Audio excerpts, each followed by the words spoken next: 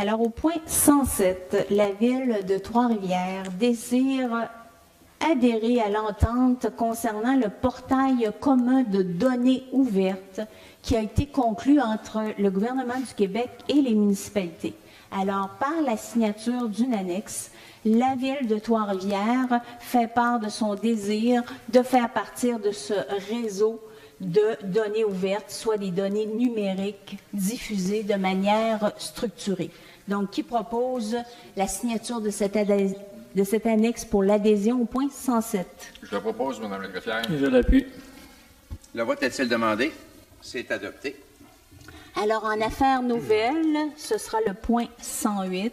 Alors, c'est pour autoriser les journalistes à assister aux sessions de travail du Conseil, soit la partie des sessions de travail où sont discutés, présentés, débattus les points inscrits à l'ordre du jour de la séance publique qui suit. Donc, qui propose ce point 108 à l'ordre du jour des affaires nouvelles? Je propose. Juste avant, il faudrait corriger une genre de coquille. On marque les membres de la FPJQ, si je ne me trompe pas, Denis? Alors, ce n'est pas tous les journalistes qui sont membres de la FPJQ. Il faudrait dire les journalistes en règle, exemple 106,9 ne sont pas membres de la FPJQ. Avec un ordre professionnel, c'est la volonté. Non, le 106,9. Oui, vas-y donc. La FPJQ n'est pas un ordre professionnel, c'est une fédération que les journalistes sont libres de devenir membres. Il y a plein de journalistes qui travaillent pour des entreprises de presse reconnues, qui ne sont pas membres de la FPJQ. Nous connaissons les tous. Radio-Canada, nous sommes une bonne partie, mais il y a plein de stations de radio, dont des contrats qui affectent beaucoup pour ces stations-là, qui ne sont pas membres de la FPJQ par condition, juste par intérêt. Alors Est-ce qu'ils sont membres de d'autres regroupements officiels? D'autres fédérations, un des rôles de la Fédération professionnelle des journalistes québec est de représenter tous les journalistes et non seulement leurs membres. Par exemple, il y a un journaliste qui fait des intimidations dans une quelconque... L'intention était d'avoir un rigueur, mais les gens qui ont, dans les autres médias, il y a des cartes de presse qui sont... On pourrait être détenteur d'une carte de presse, ça pourrait faire un équivalent de ce qu'il y a de l'allure? journaliste en règle, en disant ça? Parfait. OK. Alors, journaliste en règle. C'est ça. Médias reconnus. Journaliste en règle et médias reconnus. On s'entend. OK.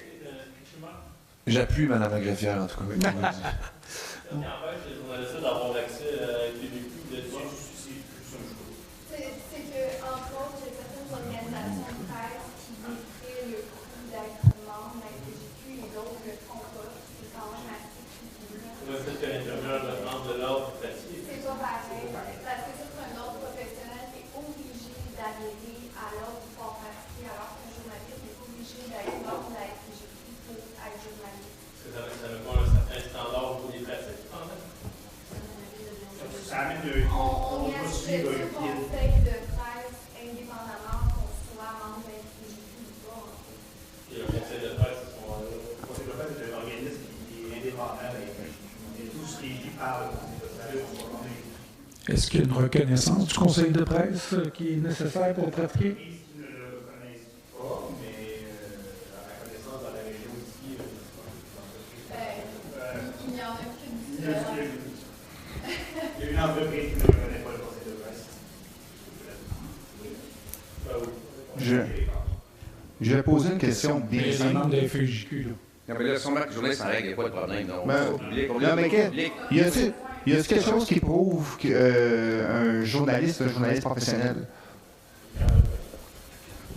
Notre carte de presse, Il y en a qui sont émis par les TVQ, mais il y en a qui sont émis par des gens. C'est quoi le problème? C'est une accréditation.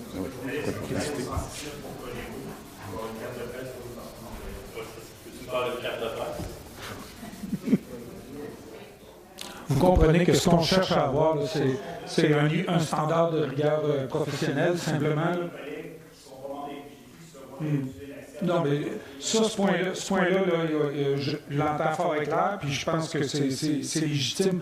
L'intention n'est pas d'exclure, mais l'intention est de mettre une barre en bas de laquelle on ne descendra pas. Denis, on pourrait dire journaliste accrédité, ça veut dire qu'on les accréditerait. est-ce que tout journaliste en règle, En règle. la carte de presse? Pardon? Mettons un journaliste en règle, puis on précisera au pire. On fera un amendement. C'est Là, là. vous aviez l'air à dire que tout le monde avait leur carte de presse, qui détient sa carte de presse. Et n'importe qui peut se faire une carte de presse, puis une raison d'en faire une carte de presse. Mettons un journaliste professionnel en règle, puis on précisera au besoin. Merci. Donc, à cet égard, là, j'imagine, là, on était rendu à demander le vote, pas? On était sur rendu là, Yann? Le vote a-t-il été demandé? Non, il n'y a pas encore été demandé. Pourquoi est-ce que ce ne serait pas ces entreprises-là qui veulent couvrir les affaires municipales d'avoir ou de donner accès à la FPGQ? Mais là, regardez, ça leur permet d'avoir On pourra préciser, là, si jamais on en reste. OK? Moi, je pense que oui. Moyen de modifier la résolution aussi incessamment. Moi, une fois n'est pas coutume, là, compte tenu du caractère un peu historique de cette décision-là, moi, j'aimerais lire la résolution, si vous me le permettez, madame. Donc, autorisation aux journalistes d'assister aux sessions de travail du Conseil. Attendu que lors de la séance qu'il a tenue le 20 février 2018, le Conseil a adopté à l'unanimité le règlement sur le code d'éthique et de déontologie des élus municipaux trifluviens, attendu que dans le 3e alinéa de l'article 1 de ce règlement, il est affirmé que la Ville a la volonté et le devoir d'agir avec transparence, attendu que le 4e alinéa de cet article 1 ajoute que la Ville se doit de préserver la confiance du public et des employés en maintenant de hauts standards de transparence dans son administration, attendu que l'article 7, qui énonce les principales valeurs de la Ville en matière d'éthique, stipule que les membres du Conseil doivent communiquer l'information en matière de manière transparente, précise et complète aux gens à qui elle est destinée. La transparence dans la recherche du bien commun est l'une de ces valeurs, c'est-à-dire que les membres du Conseil doivent favoriser la divulgation d'informations sur le fonctionnement de la Ville, ses pratiques, ses décisions, ses réalisations, ses objectifs et ses résultats, et ce, afin de renforcer la confiance de la population envers l'administration municipale trifluvienne, 2. Soutenir la démocratie locale, 3. Favoriser la participation et l'engagement des citoyens. Attendu qu'une façon de favoriser et de promouvoir la transparence est de mettre en place des mesures permettant à tout individu d'être informé par la presse des débats qui entourent les délibérations du Conseil. Attendu que les séances du Conseil sont publiques, mais que ces sessions de travail plénières ne le sont pas. Attendu que l'information est l'oxygène de la démocratie. Attendu que si les gens ne savent pas ce qui se passe au sein de leur société, si les dirigeants agissent sous le voile du secret, ils ne sont pas en mesure de participer d'une manière positive à la vie de leur société. Là, il y a une petite modification que je vois.